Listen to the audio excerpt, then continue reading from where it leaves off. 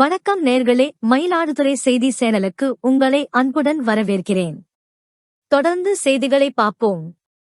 தேர்தல் பத்திரம் உச்சநீதிமன்றம் கெடு விதிப்பு. முழு தகவல்களையும் வெளியிட உத்தரவு.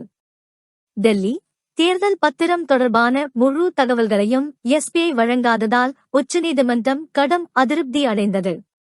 இந்நிலையில் தேர்தல் பத்திரத்தின் சீரியல் எண் உள்பட மறைக்கப்பட்டுள்ள அனைத்து விவரங்களையும் மார்ச் 21ஆம் தேதிக்குள் சமர்ப்பிக்க வேண்டும் என இன்று மீண்டும் உச்சநீதிமன்றம் எஸ்பிஐக்கு அதிரடியாக உத்தரவிட்டுள்ளது.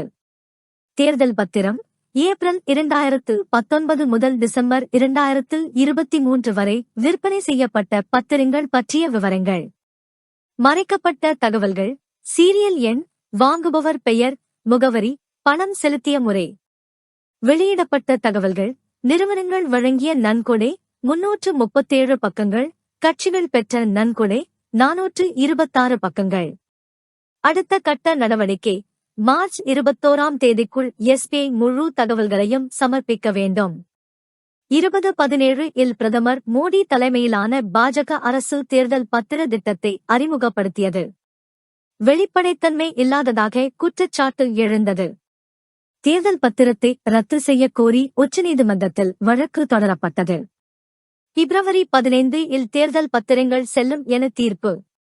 மார்ச் 6க்குள் தேர்தல் ஆணையத்திடம் விவரங்களை சமர்ப்பிக்க எஸ்பிஐக்கு உத்தரவு.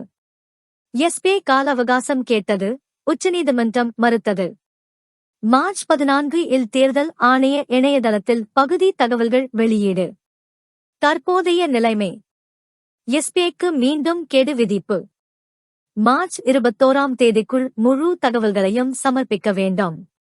உச்சநீதிமன்றத்தின் அடுத்த நடவடிக்கைக்காக காத்திருப்பு. தொடர்புடைய தகவல்கள். நமது இன்றைய காணொளி நிறைவடைகிறது. எப்போதும் போல் லைக், கமெண்ட், ஷேர் பண்ணுங்க.